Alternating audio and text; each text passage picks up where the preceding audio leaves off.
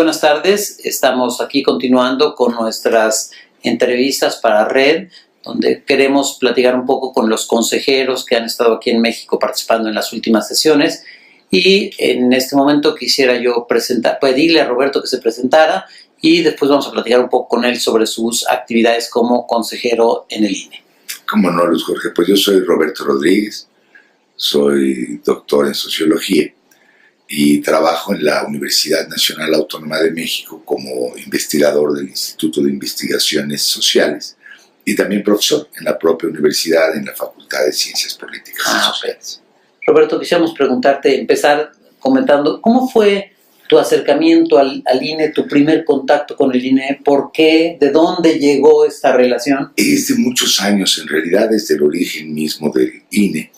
En el año 2000 me tocó participar en la coordinación de educación del equipo de transición del presidente Fox, y en ese colectivo, la coordinación del equipo de transición, se empezaron a discutir cuáles serían proyectos nuevos y novedosos para la educación en México, y uno que era prioritario y muy importante es precisamente el de contar con un instituto de evaluación distinto de las funciones evaluativas que realiza la SEP. Hacia el 2002, en que el proyecto ya se fue echando a caminar, me tocó participar una temporada como miembro del Consejo Directivo, representando a una organización de carácter civil, el Observatorio Ciudadano de la Educación, que hacia esos ayeres yo me tocaba presidir. Posteriormente me incorporé como consejero técnico. El INE, previo al actual, tenía un solo consejo técnico y me tocó colaborar en esa función. Tuve la suerte de presidirlo y una vez más, con la reforma al instituto, fui invitado a participar como consejero en el Consejo Técnico Especializado de Políticas. O sea que estás en el INE desde antes del INE.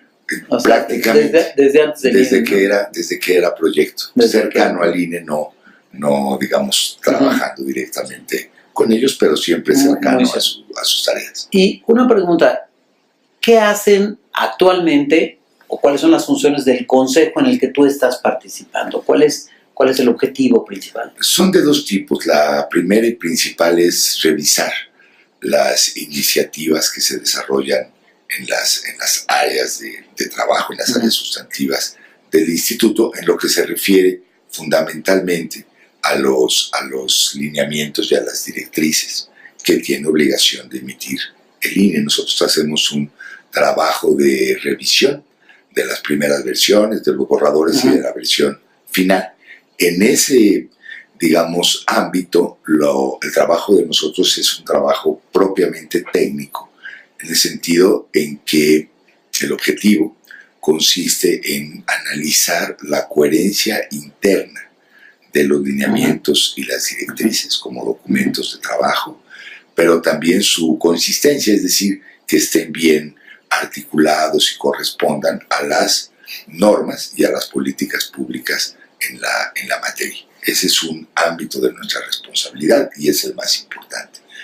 El segundo es participar en las deliberaciones del propio Consejo respecto a diversos temas, todos relacionados con la política educativa y ahora en particular con la reforma.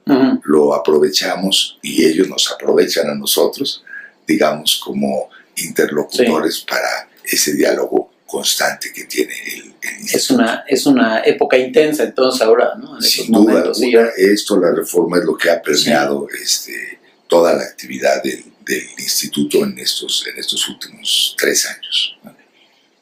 Y otra cosa que quizá poca gente como tú tiene la capacidad de comentar un poco esta situación de cómo ves a este INE de hoy comparado con estos primeros esbozos y el primer INE que hubo, y cómo has sentido tanto su desarrollo como un poco tu opinión en cuanto a qué nos faltaría apretar, por dónde se ve la luz, digamos, para los próximos años. Como no, es un INE mucho más grande, en todos aspectos, comenzando por sus atribuciones y sus responsabilidades y terminando con el número de personas que ahora están colaborando en el instituto. Realmente fue un cambio de escala muy importante.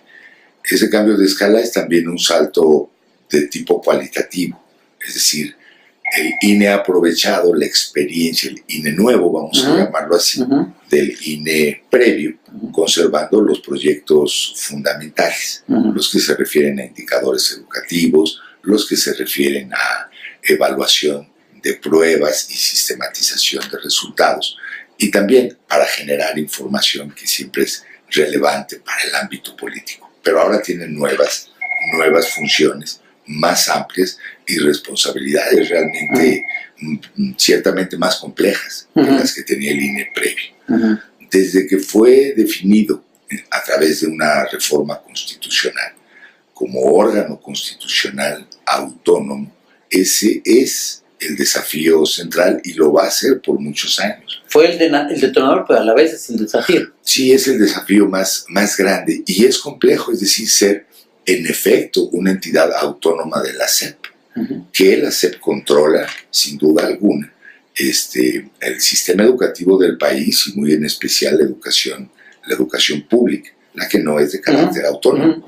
Entonces, el ser una entidad autónoma de la SEP implica una gran responsabilidad y un desafío permanente, el de poder ser una agencia, una entidad que tenga capacidades críticas sobre las propias políticas educativas oficiales, que tenga, y porque las tiene, atribuciones para definir cómo deben ser las cosas en materia educativa y poder jugar un papel que haga que la SEP acate las propias directrices y lineamientos que emite el instituto. Que es ya, ahora sí, mucho más que solamente evaluar, como a veces parece el término, ¿no? Porque aquí se está evaluando y además se está incidiendo en las políticas hacia dónde vamos, ¿no? Por supuesto, el instituto se plantea legalmente como la autoridad educativa en materia de evaluación, y eso es una responsabilidad,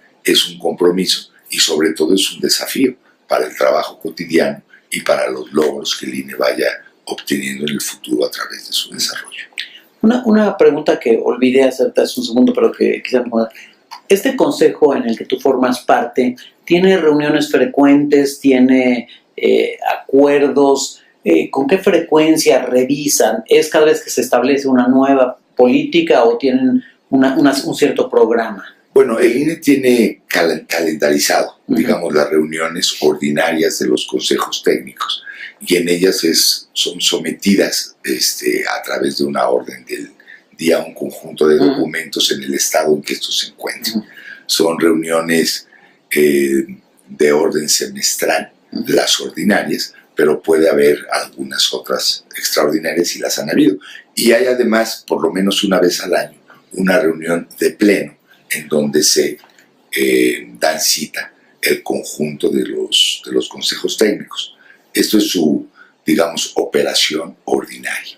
Pero además de ello, a los consejeros técnicos en lo individual y eventualmente también de manera colectiva nos están consultando dudas o aspectos puntuales, y estas las desahogamos, digamos, ya sea por la vía electrónica, a través de correos, etcétera, observaciones a documentos y materiales, y con frecuencia somos también convocados e intentamos venir las más de las veces que sea posible a las presentaciones de materiales, resultados, etcétera.